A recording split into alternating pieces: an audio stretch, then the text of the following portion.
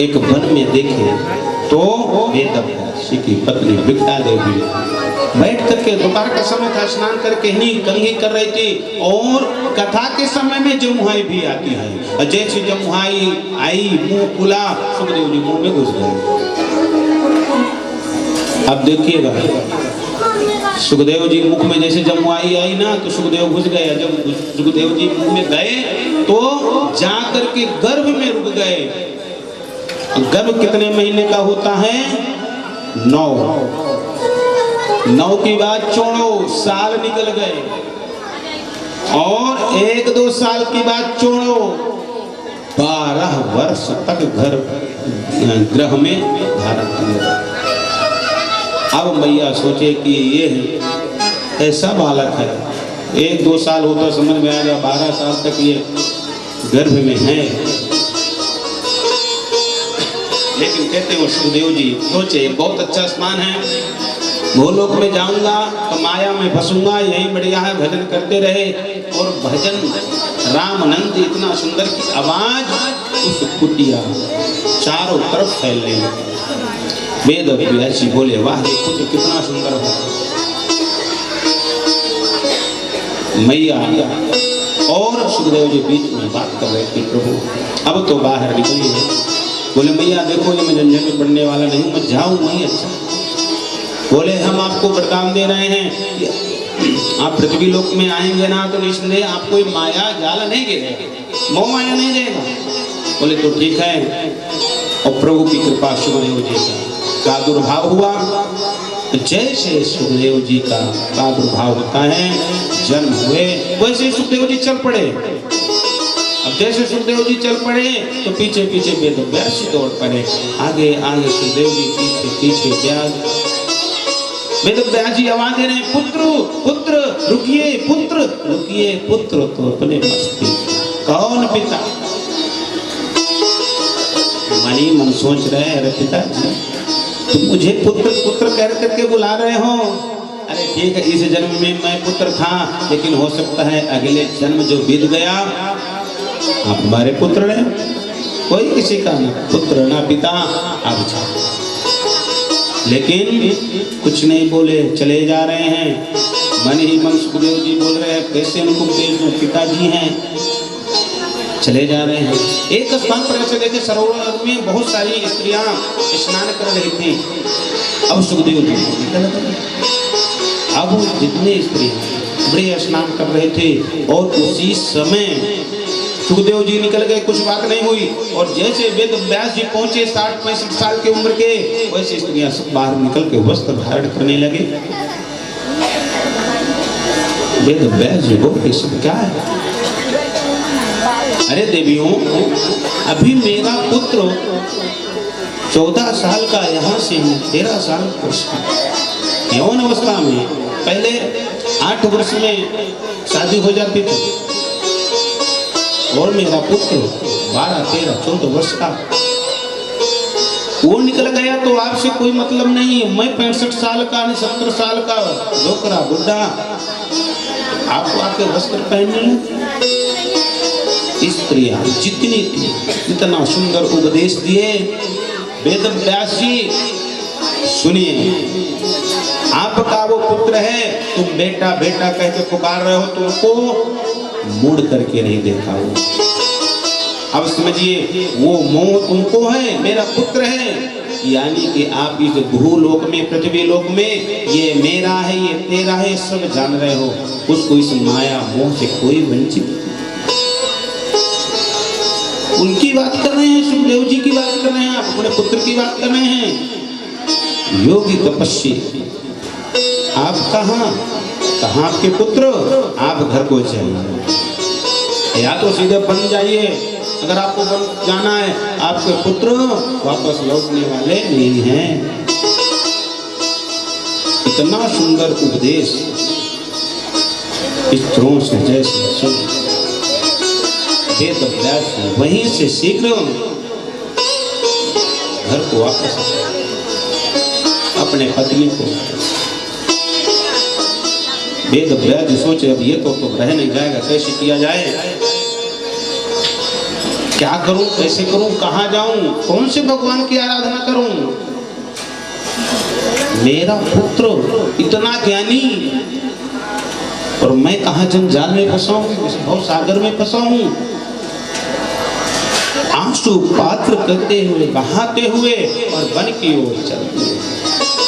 One में जैसे पहुंचते हैं, नारद जी मिले। नारद जी मिले, बोले जय श्री प्रणाम, क्या कैसे, क्या हाल समाचार, कैसे आप चिंतित हैं?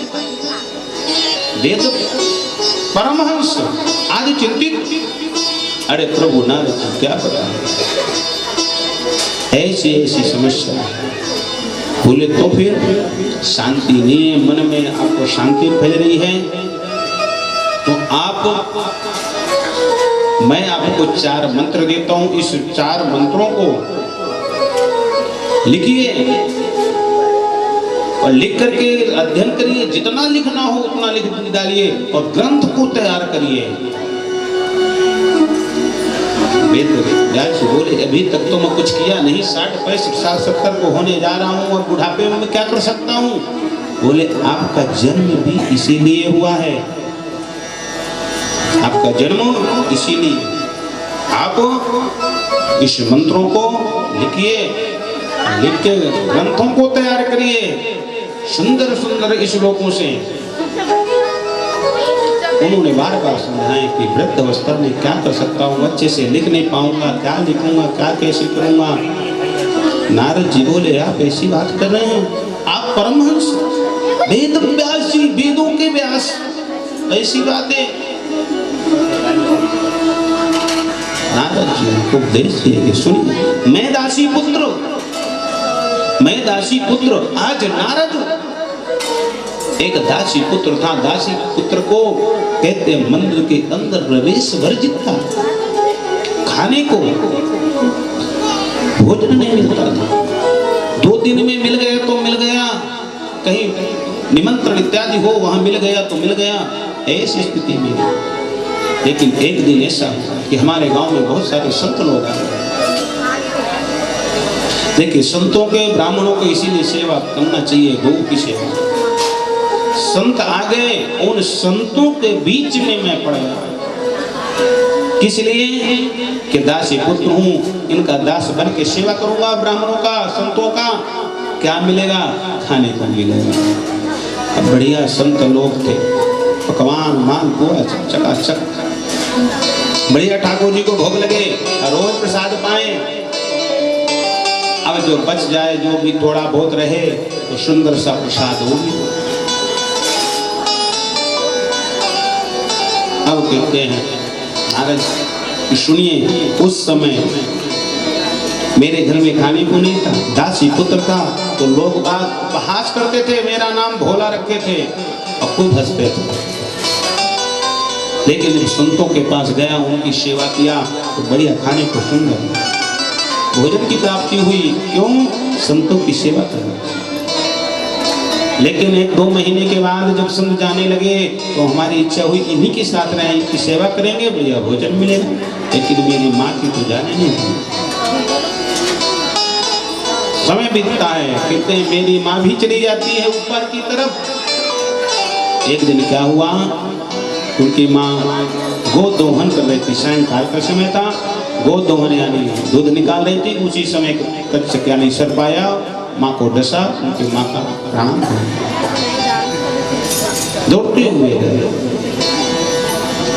नगर के लोग, कहाँ है बोला, कहाँ है बोला? अरे आपकी माँ को सर्प काट लिया और उनकी मृत्यु हो गई। भोला तो अपने मस्त था कि मुझको जाने नहीं दी, ये माँ बड़ी दुष्ट थी, जाने को नहीं दी, संतों की सेवा होती, बढ़िया खाने को मिलता, माँ दुष्ट है क्यों नहीं जाने दी, ऐसे ही मन में सोचता था, माँ से बोलता नहीं था। जब सुना मेरे माँ को सर्प डस लिया तो बहुत जोर से प्रसन्न हुआ, थोड़ी देर बाद रोने लगा। बोले कैसे? ऋषि लोग बोल पड़े, सूत जी कैसे हो गया ये? जिनकी माँ मर जाए वो कैसे हंस सकता है? लेकिन फिर रोया तो क्यों रोया? बोले भोला कहते हैं वो बोला तो रामदास नाम कई लोग कहते थे। तो जब सुना कि माँ खत्म हो गई तो बहुत जोर से हंसा कि यही माँ है जो संतों से छुड़वा दी। आज मैं संतों के बीच में होता तो उनकी सेवा करता, लेकिन जब याद आया कि मेरी माँ है तब रो रहा था। इसलिए हंसा कि मेरी माँ अब नहीं है, अब मैं संत जब दोबारा आएंगे तो मैं संतों के साथ चला जाऊंगा। अब कहते हैं जब दोबारा संत आए दूसरे वर्ष संतों की सेवा किए, और संतों की सेवा में कितनी शक्ति है। कहते हैं भगवान का भजन करते हुए कितना भी हो, कितना भी कष्ट हो, लेकिन संतों की सेवा करना चाहिए। तो आइए गुनगुनाते हुए संतन के संग लागे रे,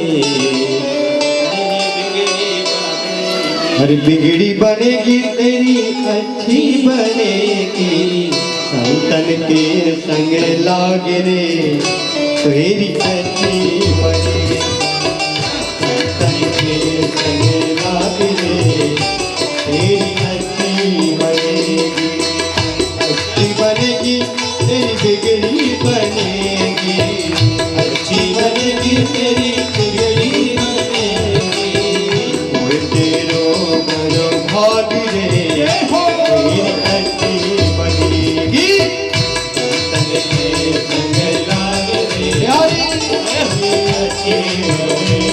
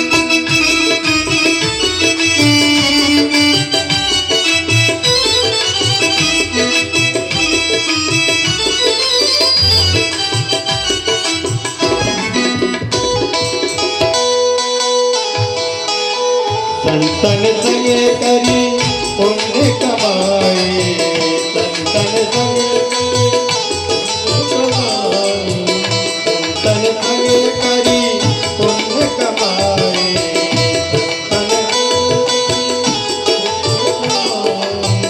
राम शरण अनुराग रे, राम शरण अनुराग रे तेरी अच्छी बनेगी।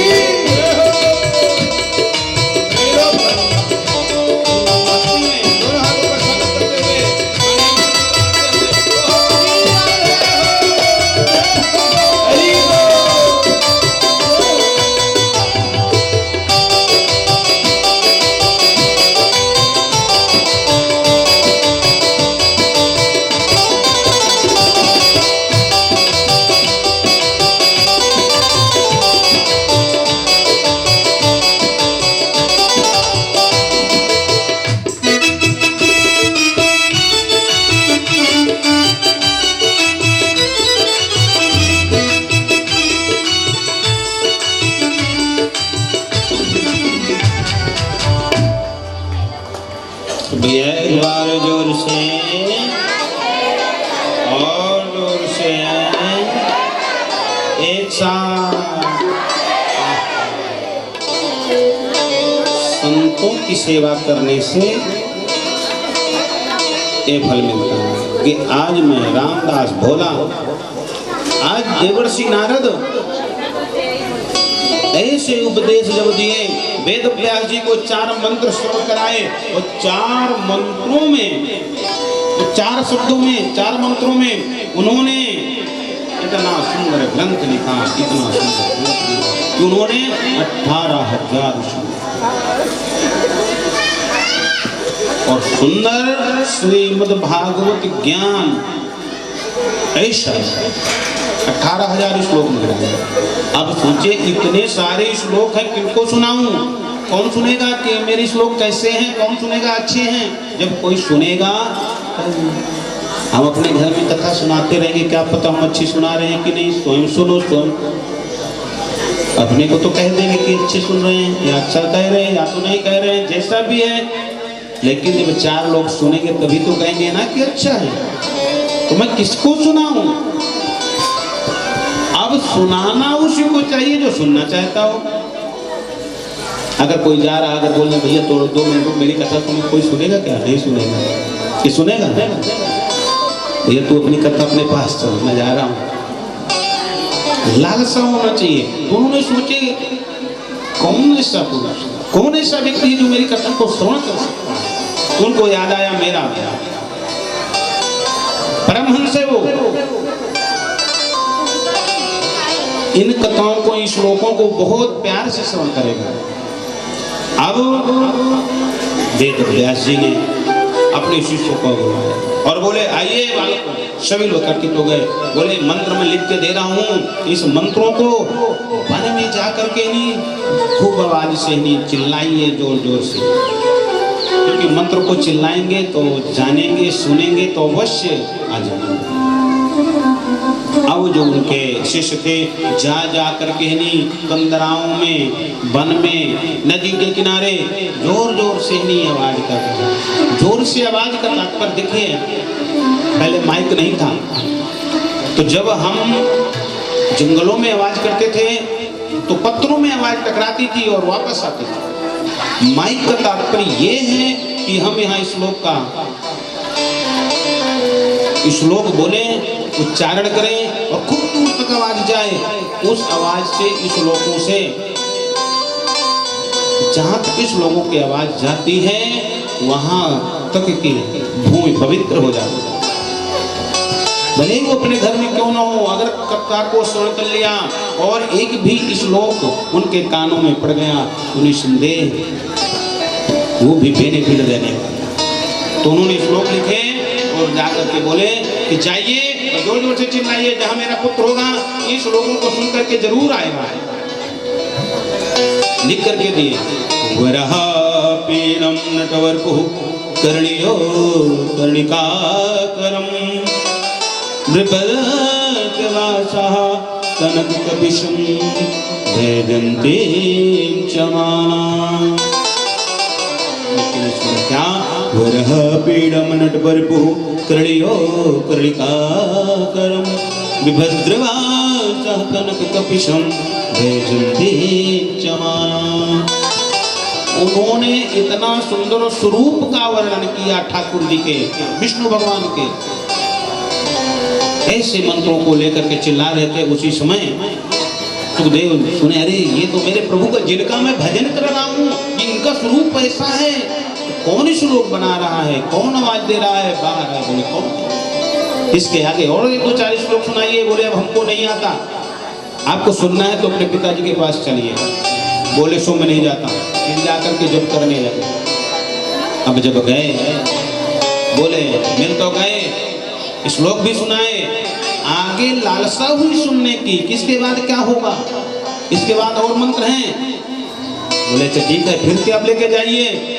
अगर उन्होंने आंख खोले हैं तो आएंगे, दूसरा श्लोक, अहोवकी स्तन काल कूटम जिन्नाशयापाय यदाप्य साध्वी वेदे गतिं धा प्रचितं तनुन्यं कावा दयालु शरणं व्रजेमि। इतना सुंदर, वाह प्रभु कन्हैया मेरे, अहोवकी स्तन कालकूटम, उस राक्षसी को उद्धार किया जो राक्षसी स्तन में ने जहर मिलाकर के कन्हैया को पिलाने आई थी, उस राक्षसी को वही मुक्ति प्रदान की जो माँ यशोदा की। वहां प्रभु वहां से भगे, बोले इसके आगे सुनाइए, बोले सुनना है तो अपने पिताजी के पास सुनिए। सुखदेव जी चल पड़े। अब यह अमृतमयी कथा श्रीमद् भागवत ज्ञान यज्ञ 18,000 श्लोकों को सुखदेव जी को सुना। जब राजा परीक्षित को श्राप मिला कि 7 दिन में यह तक्षक आपको डसेगा, तो सुखदेव जी ने चल पड़े थे राजा परीक्षित को यह रस पान कराने के लिए, ये अमृत पान कराने के लिए कि सुखदेव की मृत्यु नहीं है। ऐसा सुखदेव जी मन में सोचे कि मैं मृत्यु नहीं है। जाकर के ही राजा परीक्षित के साथ पहुंचे तो वहां पर सुखदेव जी का आगमन हुआ। अब ऋषिगण कह रहे हैं कि ये बताइए राजा परीक्षित जी कौन है? सुखदेव जी को तो समझ गए कौन है, राजा परीक्षित कौन है। जो कथा को सुन कर रहे हैं तो उनको कहते हैं कि देखिए सुन करिएगा, राजा परीक्षित अर्जुन के पुत्र अभिमन्यु उनका राजा परीक्षित। अब कहते हैं इतना भी नहीं, जब पांडवों और कौरवों में ही खूब युद्ध हुआ जिसको हम कहते हैं महाभारत, ऐसा युद्ध मात्र भाई भाइयों में ही था। महाभारत जो हुआ है कोई एक दूसरे राज्य का नहीं थे, मात्र भाई भाई का बंटवारा था, मात्र भाई भाई के बंटवारे में ही। जब मोह फंसता है मेरा बेटा ये नहीं 2 नहीं 3 घर लेगा, और जो बेचारा कमजोर होता है वो कहता कहीं भी दे दीजिए, मकान देना हो तो दे दो, नहीं देना तो ना दे दो, ऐसी जगह दे दो जहाँ बना सके। लेकिन जब उसको भी बना लेता है तो उसको भी हड़प लेते हैं। अब हस्तिनापुर में प्रारंभ होता है, वहाँ के राजा दुष्यंत थे, बहुत प्रतापी राजा। आप कथा भी सुने होंगे या किताब में पढ़े होंगे, शकुंतला जो अंगूठी गिर जाती थी, कथा बहुत लंबी है। तो ऐसे प्रतापी राजा चंद्रवंश में ही हस्तिनापुर के राजा हो गए। भीष्म जैसे प्रतिज्ञा कि मैं विवाह ही नहीं करूंगा, भीष्म जी कभी विवाह नहीं किए, ऐसी प्रतिज्ञा नहीं। ऐसे प्रतापी राजा कहते इनके पहले उनका नाम देवव्रत था, जब प्रतिज्ञा किए कि मैं विवाह नहीं करूंगा, ऐसे भीष्म प्रतिज्ञा कर्म का नाम भीष्म पितामह हुआ। अब इस तरह से बाकी आप तो देखते हैं टीवियों में सीरियल में सब जानते ही हैं, गांधारी धृतराष्ट्र इनके 100 पुत्र हुए, जिसमें से सबसे बड़ा दुर्योधन, और इधर पांडु नाम का बालक था, उनसे 5 पुत्र हुए, इनका नाम पांचों पांडु कहते हैं। अब एक कुंती कन्हैया की बुआ, अब कुंती भी बहुत दुख उठाई। जन्म कहीं और हुआ, पाला पोषण कहीं और हुआ, विवाह हुआ, ऐसे पांडु जो पीड़ित थे, ऐसी स्थिति। कहते जब व्यक्ति मोह में कथा को बढ़ाते हैं कि कथा तो बहुत है और बाकी तो जानते ही हैं महाभारत के बारे में ही, तात्पर्य ये निकलता है महाभारत का कि मोह में व्यक्ति को नहीं फंसना चाहिए। इसी राज्य में भरत थे जो अपने पुत्रों को शासन नहीं दिए, राजा नहीं बनाए, दूसरे को राजा बनाए। लेकिन धृतराष्ट्र स्वयं पुत्र को राजा बनाने के चक्कर में पूरा महाभारत रच डाला। इसलिए इतना मोह नहीं करना चाहिए। और लास्ट में कहते हैं का सब मारे जाते हैं। अब एक समय ऐसा आया कि दुर्योधन और भीम का जोरदार युद्ध हुआ, जोरदार गदा द्वारा युद्ध हुआ। और भीम ने उस समय प्रतिज्ञा भी किया था, जिस समय जुआ मेहनी द्रौपदी को भी हारा, उनका नाम पांचाली भी था। कितने उस समय उन्होंने प्रतिज्ञा की थी। क्यों प्रतिज्ञा की थी? जब हार गए थे तो दुशासन ने, दुर्योधन का भाई दुशासन गया और उनके ग्रह से, कैसा ग्रह? कहते जो कच्छ होता है तो 4 दिन 5 दिन स्त्रियां उस कच्छ से नहीं निकलती। ऐसी स्थिति में कच्छ में जाकर के उनके बाल फाड़ करके ने भीष्म पितामह ऐसे महाप्रतापी दादा के पास द्रोणाचार्य गुरुकुल के गुरु कृपाचार्य जी बैठे हुए हैं। ऐसी सभा में दुशासन ने उनका चेत साड़ी खींचने लगे और उस स्थान पर प्रभु ने चमत्कार दिखा। ऐसी साड़ी बनी, कहते हैं कि देखने वाले दंग रह गए, सोच रहे थे कि ये साड़ी की ही नारी है कि नारी ही साड़ी है कि साड़ी की ही पूरी नारी है। ऐसा चेत भगवान ने उस समय प्रतिज्ञा किया था भीम की है प्रभु, ये स्थिति हुई थी, इनका मैं सबका सर्वनाश करूं।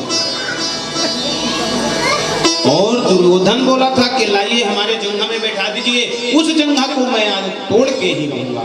इसलिए उन्होंने गदा गदा मार करके उनके जंघों को तोड़ दिया कि मूर्ख। ऐसी सभा में जैसे भाई आपकी भाभी ना, आपने ऐसा इसलिए उनका पैर तोड़ दिए। जब तोड़ दिए, एक एक मिनट एक एक सेकंड जीने के लिए उनकी चाह बढ़ती जा रही है, चाह बढ़ती जा रही थी कि कुछ क्षण और जी लूं, कुछ क्षण और जी लूं। लेकिन कहते हैं कोई भी व्यक्ति हो जब मरता है उसको सारे कितना कष्ट कि जो भी किया रहता है सब उनको याद आता है कि मैंने यहाँ गलत किया। अब एक क्षण वो सोच रहे थे कि मैं कैसे, मैं सोचा था कुछ और आज हो गया कुछ और। ये कैसे होगा? मैं राजा कैसे बनूंगा? मेरा तो हाथ पैर सब टूट गया और मैं अब ज्यादा देर तक जीवित नहीं रह सकता। उसी समय उनके गुरु जी के पुत्र आते हैं अश्वत्थामा। अजय से अश्वत्थामा आते हैं, अरे मित्र ये क्या हो गया? मित्र ये दशा आपकी किसने किया? मुझको बताइए, जो भी किया होगा शब्दों को आपका सब यहाँ निकाले। आप मेरे मित्र हैं, मुझको छोड़ूंगा नहीं। कृपा करके बता, पांचों पांडव देख नहीं पाए। लेकिन कहते हैं कि जाको राके सान्या मार सके। कन्हैया रात भर जगती रहे पहरा में थे। उस समय अर्जुन जगा देखा कि अरे प्रभु मेरे जग रहे हैं, सोए नहीं। कन्हैया आप भी आवे, सोया नहीं। बोले आज नींद नहीं आ रही है, आज इस स्थान को छोड़ करके चलो दूसरी जगह चलो। उस स्थान पर पांचों पांडव लोग चले जाते हैं और वहां पर उनके पुत्र आकर के सो जाते हैं। 20 ऐसे अब अश्वत्थामा सोचे कि उनकी कुटिया यही है, यहीं पर पांचों पांडव सोते हैं। तो उस स्थान पर गया और देख नहीं पाया, रात का समय था। वो बेचारे बालकों को मार करके सर काट करके ले। जब सर काट कर चले गया तब तक सुबह होने को कैसे दुर्योधन देखता है कि अरे ये बालकों के सर काट के ले आया। अरे ये तो तामा तूने क्या कर दिया? आज हमारे घर में हमारे कुल में कोई पानी देने वाला नहीं बचा। ये तू क्या कर दिया? मैं तो पांचों पांडवों को बोला था तो वंश ही नाश कर दिया। और ऐसे रुदन किए, ऐसे रोए कि उनका प्राण मुक्त हो गया। आज तो देखे कि अरे मेरे से गलती हो गई, अब अर्जुन मुझे छोड़ेगा नहीं। प्रातः काल जब देखे कि बहुत देर हो गई, पुत्र वे जगे नहीं, जब जाकर देखे तो उनके सर है ही नहीं। इधर सब लोग परेशान, कुंती इत्यादि, द्रौपदी। अब भगवान क्या हो गया, कैसे हो गया, जानकारी चली कि अश्वत्थामा ने सर काट के ले। द्रौपदी कि आज मेरे पुत्रों को जिसने मारा है तो मृत्यु का मृत्यु ही मुझे उनके। अर्जुन दौड़ा आज अश्वत्थामा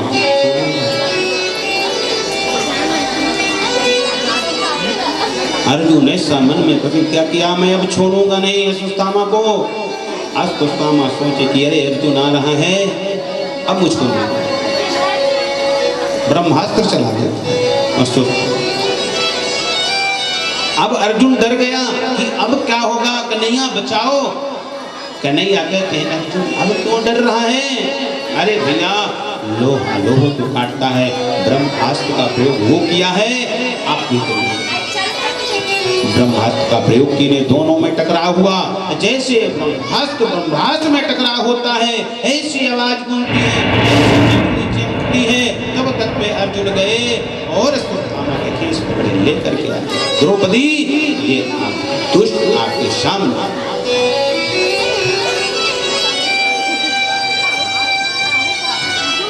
अब अश्वत्थामा बोला लोग त्राज माम शरण, आपके शरणों में। कुंती बोल रही है इनको छोड़ दो। अर्जुन बोला कि ऐसा नहीं होगा, इन्होंने हमारे पुत्रों की हत्या किया, एक नहीं 5-5, ये जीवित नहीं रहे।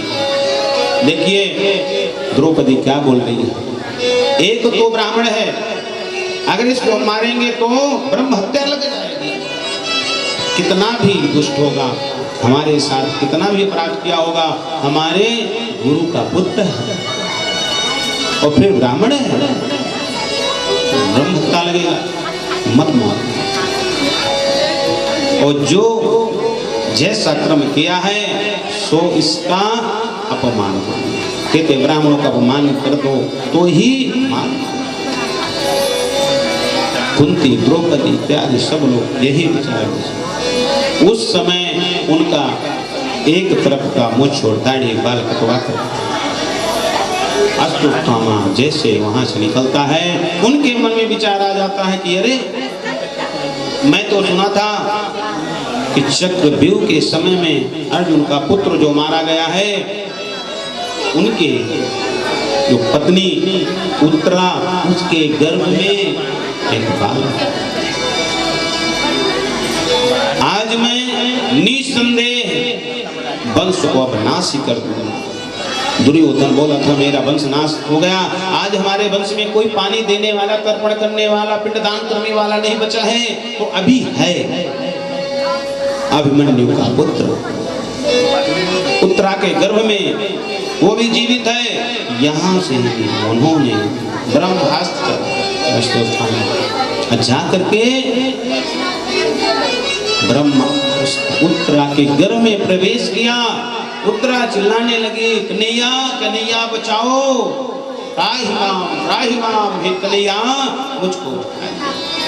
यह ब्रह्मास्त्र मुझको जला करके भस्म कर देगा, मुझको चिंता नहीं है, मैं जल जाऊं मर जाऊं मुझको कोई चिंता नहीं है। लेकिन ये पुत्र है, ये पुत्र अगर मर गया तो इस वंश में कोई देने वाला पानी नहीं बचा, कोई पानी पिंडदान करने वाला नहीं। ऐसे शब्दों को श्रवण करते ही कन्हैया एक रूप में नहीं बाहर खड़े हैं, दूसरे रूप में नहीं गर्भ में गए, गर्भ में जाकर के उत्तरा के पुत्र को बचाया। उस समय उत्तरा के लिए पाहि पाहि महायोगिन देव देव जगतपते, हे प्रभु जगत के पिता, आज मेरे बच्चे की गर्भ की रक्षा कर रहे हैं। नान्याम तद भयम पश्यम यत्र मृत्युः परमात्मा, ये परमात्मा ही है जो आज मेरे बच्चों को बचा रहे हैं, अन्यथा कोई नहीं हो सकते। ऐसे वचनों को सुन करके सब लोग, जितने लोग खड़े थे कि अरे वाह, कन्हैया तो भगवान है, परमात्मा है, सब लोग जय जयकार। उस समय उत्तरा के गर्भ में पुत्र रक्षा करते हैं। वही पुत्र देखिए गर्भ में ही दर्शन परमात्मा का जो व्यक्ति कर लिया होगा, कितना तपस्वी देवर्षि, कहते हैं वही पुत्र राजा परीक्षित। नाम कैसे पड़ा? परीक्षित। अंदर भगवान के जब दर्शन कर लिया था तो वो दर्शन के लिए ललायित था। जब कन्हैया को देखा, इच्छा प्रकट किया कि वो कहाँ है जिनका मैं दर्शन गर्भ में किया था। पर यानी इच्छा यानी कि काम का पर, इसलिए उसका नाम परीक्षित। वही परीक्षित है। जब कलयुग का प्रवेश हो रहा था तो उस समय सुंदर साहनी राज्य कन्हैया का भी चल रहा था, साम्राज्य, इधर कलयुग का भी समय। धीरे धीरे सब लोग समय को देखते हुए अब क्या हुआ, जब अपने अपने राज्य को चले गए, कन्हैया भी चले गए। अर्जुन लोग आए, देखे कन्हैया नहीं तो हम लोग क्या करेंगे, तो उन्होंने उस समय इनको बनाते हैं राजा, बना करके ही।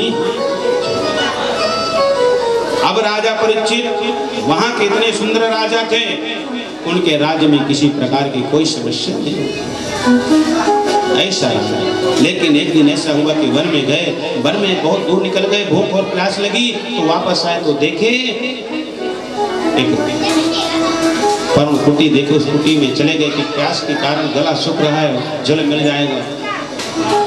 पहुंचते हैं तो देखते हैं कि ऋषि तप कर रहे हैं। अब वो ऋषि को बहुत प्रयास किए, लेकिन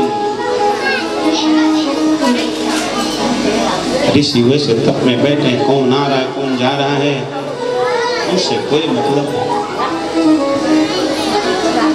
अब राजा सोचे कि ये हमको बेवकूफ बना रहा है, जब वो नहीं कर रहा है, सोच रहे राजा है, स्वागत करना होगा, इत्यादि से बड़े बड़े ख्वाब देखने लगा है, इसलिए बैठा हुआ है, ये मूर्ख है, ये तपस्वी नहीं है, ढोंग कर रहा है। तो वहां पर देखा कि एक सर्प मरा हुआ पड़ा था, तो तीर से लिया, जो तीर चलाते हैं तीर को लिया, ऐसे किया, सर्प को लिया और उनके गले में फंसा करके चल दिया। उनके पुत्र श्रृंगी ऋषि आए तो देखे मेरे पिता के गले में सर्प किसने डाला। उन्होंने श्राप दे दिए कि जो भी हमारे पिताजी, शौनी ऋषि नाम के पिताजी थे, बोले जो भी हमारे पिताजी के गले में सर्प डाला होगा, यह सर्प 7वें दिन जीवित होगा और ये तक जाकर के 7वें दिन उसको डसेगा। ऐसी ये श्राप दिए चवन ऋषि जगे और बोले ऋषिवर कि तू क्या कर दिया, हे पुत्र तूने क्या कर दिया? अरे वो प्रतापी राजा हैं, उन्हीं के राज्य में कितना शांति है, हम लोग तप कर रहे हैं। उन्होंने अपने पुत्र को समझाए और अपने शिष्य को भेजे, जाकर के उनको बता करके आइए। 7वें दिन उनकी मृत्यु।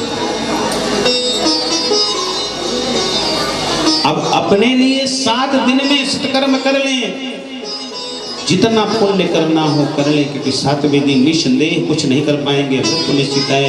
ऐसा प्रश्न को सुन करके आज बहुत राजा प्रसन्न हुए, बहुत प्रसन्न हुए कि वाह, आज मुझको क्या मिल रहा है, वरदान मिल रहा है, श्राप नहीं वरदान मिला। क्योंकि किसी का निर्धारित समय नहीं है, कब कितने समय की क्षण में चला जाए, लेकिन मैं आज इंद्र को भी हरा सकता हूँ, सारे देवताओं को भी हरा सकता हूँ, सारा साम्राज्य ले सकता हूँ। मेरे को 7 दिन तक तो मरने ही नहीं है, कोई मर ही नहीं सकता।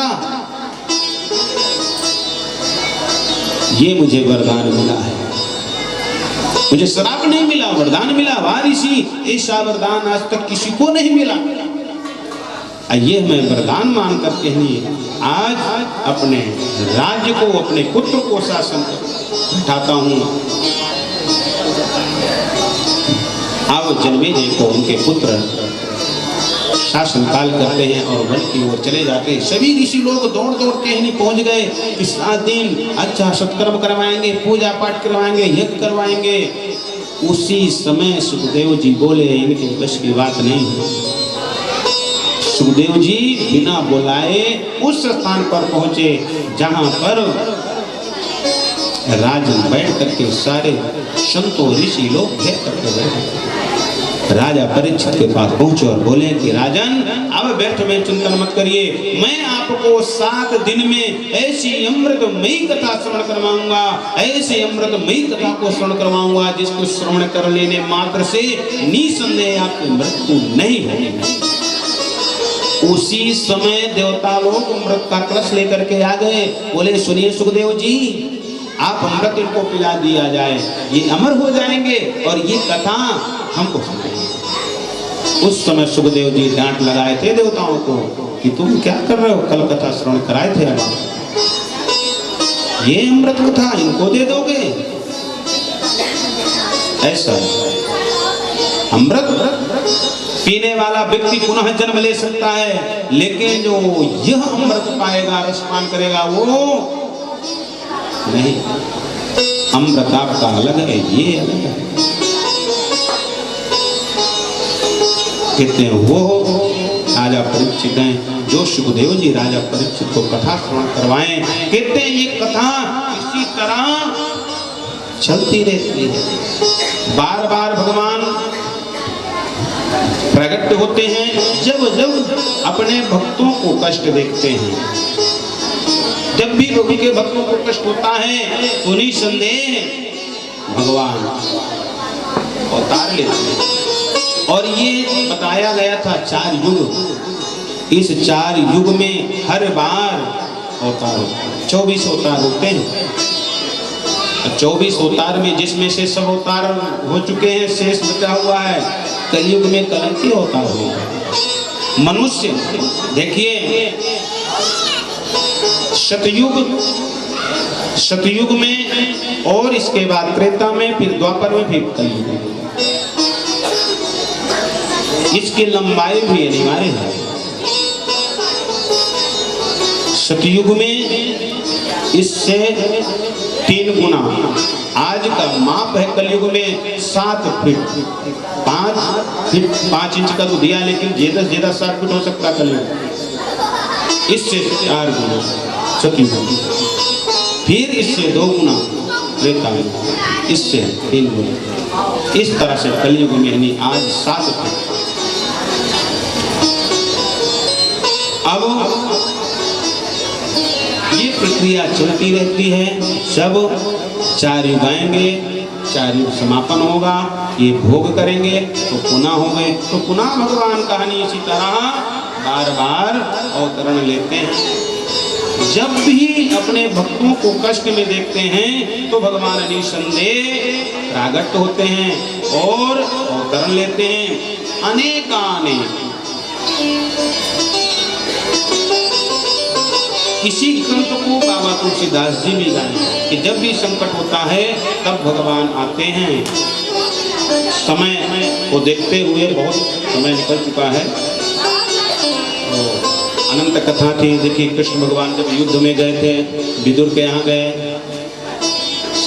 भगवान भक्त विदुर के यहाँ गए तो क्या कहे, चलिए कथा को श्रवण कराएंगे तो बहुत आगे और समय बढ़ेगा। तो 24 अवतार में पहुँचते हैं। तो 24 अवतार में भगवान अनेक रूप रखते हैं। कैसे कैसे कहते जब जब होई धर्म कई हानि। जब होई धर्म के हानि, जब जब होई धर्म के हानि, जब जब होई धर्म के हानि, जब जब होई धर्म के हानि, पारे असुर अधम अभिमानी, पारे असुर अधम अभिमानी। जब जब जब कष्ट हुआ इस पृथ्वी में नाना प्रकार के, तब तक भगवान को प्रण होते हैं। और ये 24 अवतारों में कहते हैं सबसे श्रेष्ठ 2 ही अवतार माने गए हैं, जो आपके राम और कृष्ण, राम कृष्ण 2 एक हैं, अंतर नहीं निवेश। उनके नयन गंभीर हैं, उनके कृष्ण थोड़ा से चंचल थे, राम बहुत गंभीर थे। अब इसी तरह बार बार भगवान भूल लेते हैं। सूत जी बोले कि अनंत कथाओं को श्रवण कराते हुए कपिल अवतार होते हैं और सती का चरित्र, आपने जैसे सुना तो सती का चरित्र श्रवण कराते हैं। ध्रुव की कथा से, ध्रुव की कथा आती है जो उत्तान पाद के, और आज भी ध्रुवलोक में स्थित हैं। ऐसे कहते हैं ऐसे सुंदर ध्रुव थे।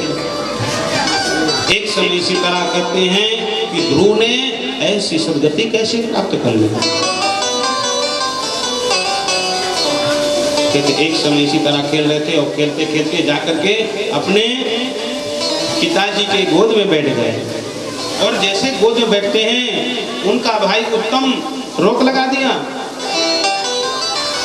और जाकर के माँ से बोल दिया कि माँ देखो पिताजी के गोद में बैठा। उनके माँ आई और बोले कि बेटा तुझको बैठने के लिए इस जन्म में नहीं, जा पहले तब करके आज तब जा करके मेरे गर्भ में आपका जन्म होगा। जब जन्म होगा तब जाकर के आप स्थान ग्रहण कर सकते हैं। दौड़ते हुए अपने माँ के पास जाकर ध्रुव बताता है तो उसकी माँ कहती है आपकी माँ है वो सही बोली है, सही मार्ग दर्शाई है, आप जाके जप करिए। लेकिन आज के युग में होता तो माँ कह देती देखिए ऐसा है, लेकिन वो माँ बोली वो सही मार्ग दिए हैं, आप उस मार्ग में जाइए। और वो ध्रुव जा करके तप करते, ऐसा सुंदर तप करते हैं। भगवान सामने प्रकट होते हैं और बोलते हैं बालक मांग क्या चाहिए। जब जिसके दर्शन हो जाएं बोले प्रभु कुछ नहीं चाहिए, मैं तो दर्शन के लिए आया। बोले ध्रुव ठीक है, जिस काम से आया था आपका काम पूरा होगा, आपका काम पूरा होगा, आपको पुनः वो गद्दी मिलेगी जहाँ मेरा काम सिद्ध हो। अब जब ध्रुव वापस आते हैं भगवान का दर्शन करते हुए आनंदमय माँ के पास पहुँचते हैं, जाके माँ के चरणों में प्रणाम करते हैं। बोले वाह, अगर आपने ऐसा नहीं कहा होता तो मैं बन नहीं गया होता और आज भगवान के दर्शन मुझे नहीं प्राप्त। वाह, ऐसी मेरी माँ है जो मुझे सत्संग की तरफ सत्य की ओर भेज दी। जब चरणों में माँ के गिरे ध्रुव तो माँ रोने लगी, आंसू कि वाह बेटा मैं क्या बोली थी, क्या सोच करके इसको ऐसा बोली थी, आज ये बालक भगवान के दर्शन। बोले पुत्र तू अब यहीं पर राज्य कर, तेरी बहुत आयु हो। वही राजा ध्रुव आज ध्रुव तारा बन करके ही विराजमान। अनंत कथाओं को श्रवण कराते हैं। तो एक बार जोर से और जोर से, और एक बार भैया देखते हैं। कोई देखो बोल रहा है, कोई नहीं बोल रहा है। समय 6 बज रहा है, बस 20 मिनट और कथा लेंगे क्योंकि पानी आने वाला होगा। इसीलिए भजन, 2 भजन बहुत प्यारे प्यारे में छुड़वा दिया क्योंकि समय नहीं था, कथा ही करते जा रहा था। अगर करता तो और समय बढ़ जाता।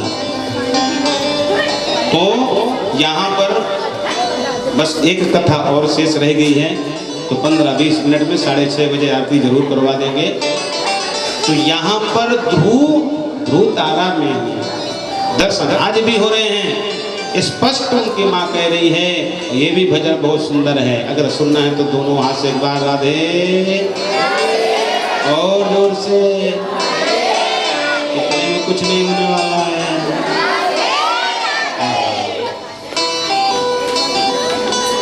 माँ बोलती है, क्या बेटा, जो तू किया वही सब था, यहाँ कोई नहीं है पर माँ, ये राज्य तू ही भोगेगा और खूब जिएगा। जब तक ये तारा रहेगा, ध्रुव तारा, तब तक तू राज करेगा। आज भी वो राज कर रहा है। तो जगत में कोई न परमान, तेल चमेली चंदन साबुन, तेल चमेली चंदन साबुन, चाहे लगा लो सेंट, जगत में कोई न परमान, जगत में कोई न परमान, जगत में कोई न परमान। तेल चमेली